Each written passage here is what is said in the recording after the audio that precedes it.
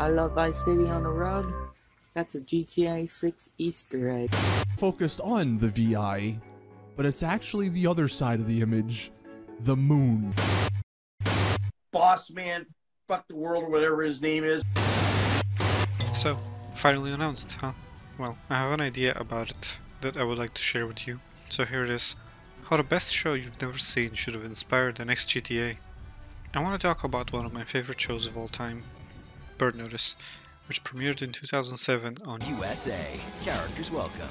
And I know that characters are welcome there. So it's a show about characters. Can you be more specific? No. and has attained quite a cult following over the years. You meet so many people who love the show, and then SNL is saying no one knows what the show is, but I think everyone knows what it is now. But what does the name actually mean? The title refers to a document stating that an asset or intelligence source is unreliable and must be disavowed. The entire IMF has been disavowed. It basically means that a spy is fired. While other crime and drama shows would focus around a group of characters throughout the course of the series. Hi, I'm Saul Goodman. Have you or a family member had unwanted exposure to genitalia? Restrain this! Bird Notice takes the case of the week approach, most commonly popularized by cop shows. You ever had the suspicion that you've been abducted by aliens? Where the core group of characters take on a client. I have a client with a problem. Not that type of client. The in trouble, down on his luck, can go to the police type of client that usually starts and is resolved within the same episode. Thank you. The pilot episode is one of my favorites. It starts in Wari, unnamed African country, where we take a look at our protagonist, Michael Weston, played by Jeffrey Donovan.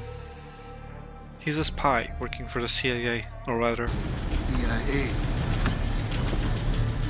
What do you say to that? No?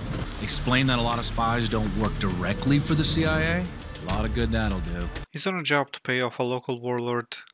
Mr. CIA. No, I don't work for anybody directly. That's why I get to do stuff like give you $750,000 to stop blowing up oil refineries.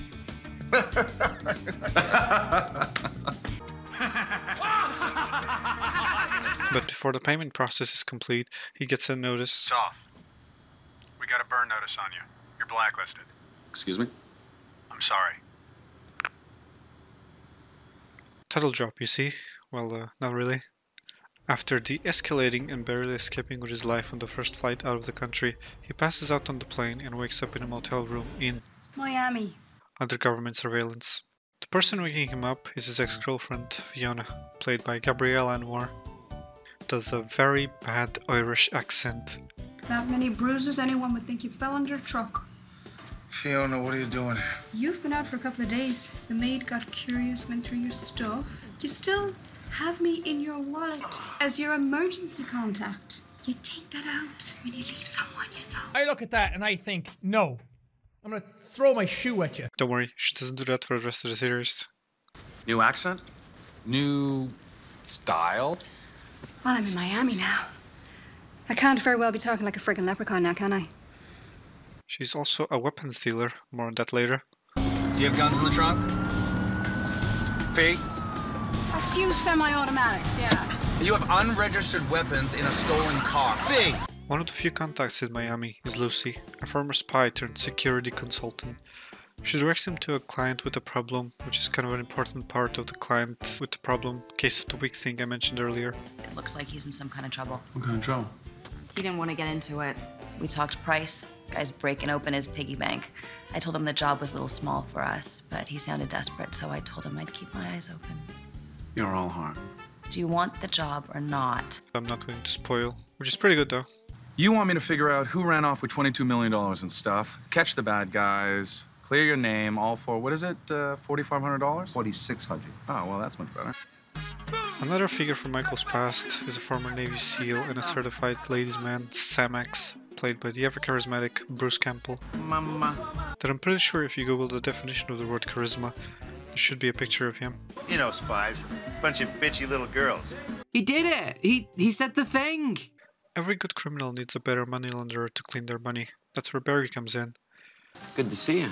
Heard about your troubles. So sorry. Yeah, well, I'm working on it. Thanks for coming, Barry. Whenever Michael needs to get in touch with someone from the criminal world, he's the one to talk to. I need someone to find me a piece that's not on the regular market. Hot paintings. I might know someone. Nobody gets hurt? Nobody you care about. After multiple failed attempts to contact his superiors, he finds a place to crash for a couple of days and tries to get his old handler's attention by sending a fake pipe bomb in his office. I found the source of the ticking! It's a pipe bomb! That works, and he calls Michael to explain the situation. He's out of the spy game, and if he tries to leave Miami, there will be a statewide manhunt. Well, tell me who to talk to, or I'm coming to DC and raising some hell. Don't do that, Michael. You're on all the FBI watch lists. You go anywhere, they're all over you. What for? All I know is that whoever did this wants you on ice. You leave Miami, you heat up fast. We're talking manhunt, police in every state. Somebody wants him on ice, desperate enough to accept a job from an untrusty individual. This is proven after a while when he gets home and finds a bunch of surveillance photos of him all over the floor with the message, "Welcome to Miami." And that's the pilot episode written by Matt Nix that won the 2008 Edgar Allan Poe Award for Best in Mystery. Alongside the Case of the Week structure, various recurring characters make appearances throughout the series, all with selfish intentions to force Michael to do various jobs for them, that he somehow always tries to turn the situation around and get what he wants. It's a very smartly written series for the protagonist capable of dealing with any situation that lands in his lap. And they got guys with guns watching those girls round the clock. Guys with guns. Of course. It's fun to watch. Now, how does that translate to the Grand Theft Auto series? Well, the main character of every Grand Theft Auto has always been the city itself. From the dark and gloomy Liberty City presented in 3 and 4, to the plastic and gang-ridden Los Santos presented in San Andreas in 5, to Vice City presented in, well, Vice City. They're all well constructed to perfectly reflect the theme that the game is going for. Vice City is known for its long and beautiful beaches, the nightclubs and nightlife, drug cartels controlling the underbelly, and the wetlands filled with deadly alligators and even deadlier militia groups. The character you play as, however, is always some mercenary type, doing odd jobs for petty cash for various characters. They're usually based on a character from a not so popular or very popular movie. You must have worked some dipshit cruise. Both GTA 4 and 5 touched on the idea of working for the government. Online did as well, and I feel the next one should have gone a bit further. After all, the FIB and IA are just tax-funded gangs waging war on each other in order to increase their funding. Nothing increases funding for fighting terrorism more than successful acts of terrorism. GTA 5's Prologue is set in North Yankton, the polar opposite of Los Santos. It is used as an introduction to the game's main focus, the heists, as well as primary gameplay mechanics such as your phone, searching characters, shooting and driving. I would set the game's prologue in a similar way Bird Notice shows the pilot episode, halfway through a job in another city far away. The tutorial would start you by looking around, button to enter and exit a vehicle, button to pull up your phone, introduction to hand-to-hand combat, jacking vehicles and escaping a high-speed pursuit. Michael's assets are frozen and he's at a rock bottom. This is a good reason to start from nothing and work for various people for petty cash. Where are you going? I gotta scrounge up a job. To get in touch with other criminals across the city, you contact your money laundering friend who acts like the Lester of the crew. Will always take your phone call and always knows the right person to put you in touch with. I guess I could work it through some intermediaries. Yes. Doable. Yes. Expensive. How much? To get someone to vouch for you, put you in the room with a guy, why don't we say $5 grand? Promise nothing will happen to him, maybe I can do 3. 5 it is. Even though Florida is very lax when it comes to gun laws, ammunition stores are told to stay away from bird spies, so the only way to get weapons is through your gun-running ex-girlfriend, working something like the gun van. If we need more than this, we're doing something very wrong. Or something very right. Customizing them would be done at your safe house, using parts you unlock from her missions. What about personal vehicles? Well, they were introduced in The Lost and Damned with Johnny's Hexer. Meanwhile, GTA 5 properly introduced them for its 3 protagonists, the tailgate for Michael, the Buffalo for Franklin, and the body for Trevor. In the show, Michael Weston drives the 1973 Dodge Charger, so that would be replaced by the Dukes, Gauntlet Classic, or some kind of muscle machine that can get you out of any situation. Customizing it and repairing it could be done at the safe house. The mission structure in Rockstar open worlds has always been interesting to me. We start off by doing missions for 1 or 2 characters, and each character introduces you to more context, so as the story goes on, by the end you know almost everyone involved in the city's underbelly, all of them rewarding money or unlocking certain weapons, vehicles, or places to visit.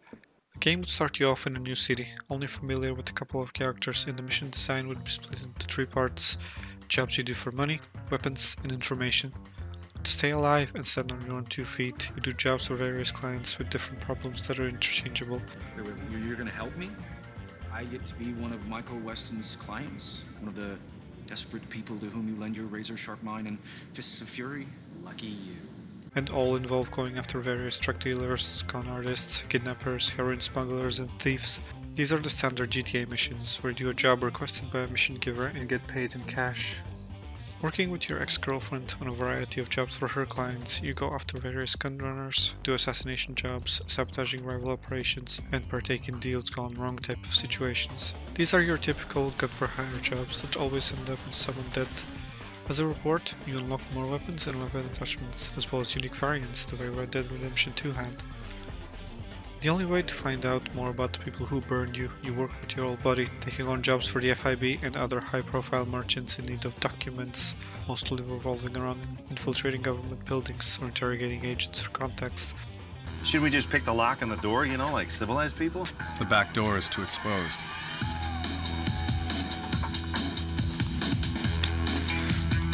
Is there something new that could use Red Dead 2's dialogue options to sneak past enemies and get to your destination? Talk yourself into trouble with a local tough guy. Clear out. Or out of trouble with a town sheriff. As a reward, you get to keep a copy of said document that progresses the story.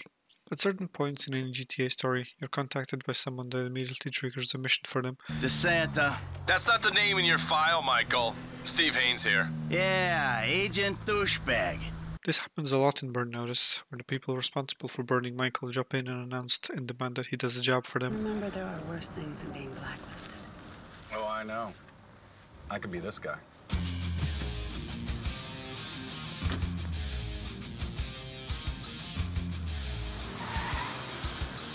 Older GTAs before 5 had blocked off roads that would trigger a 6-star wanted level when you tried to cross them, with believable reason behind them. Fucking terrorists! What terrorists? There's been a big scare and you can't go across the bridges so good. It is perfect for Michael's situation, as described by his old handler. You leave Miami, you heat up fast. We're talking manhunt, police in every state. The wanted system has been improved a lot over the years. When you get busted, you usually walk out of the police station like nothing happened, slipping the crooked cops some bribes to look the other way. Red Dead Redemption 2 introduced a small cutscene.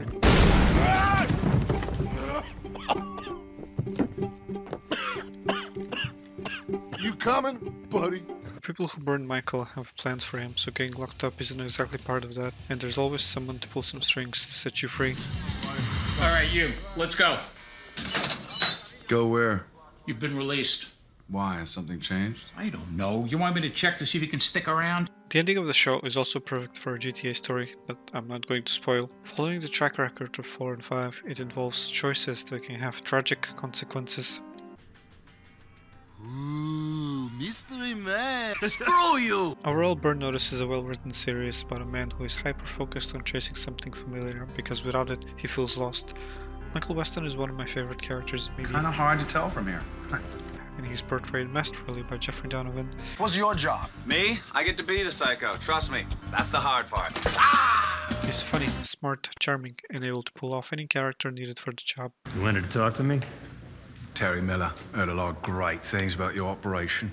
From pathetic inhaler-needing chemist. Can't breathe. Oh, I can stop you breathing real quick. Please, you don't want to do this. To Texan oil baron. Well, that was Daddy's business. I got the hell out of clean as fast as I could. 4 a.m.'s for going to bed, not getting up. To elegant car thief. The name's Johnny.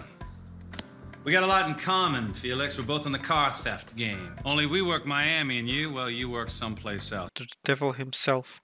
Devil or whatever you think you are. The devil wants Racon's soul. I just want the man. The faster you give him to me, the faster I go away. Or what?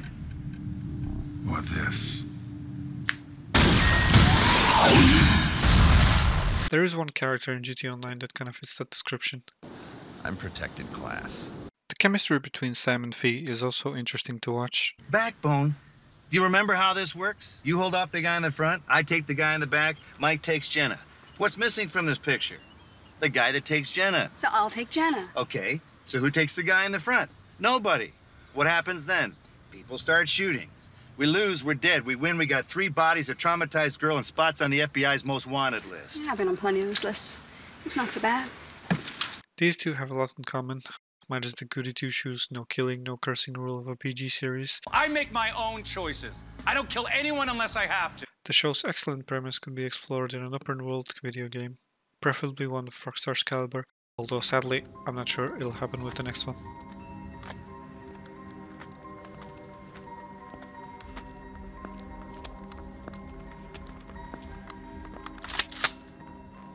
Hi, sweetie.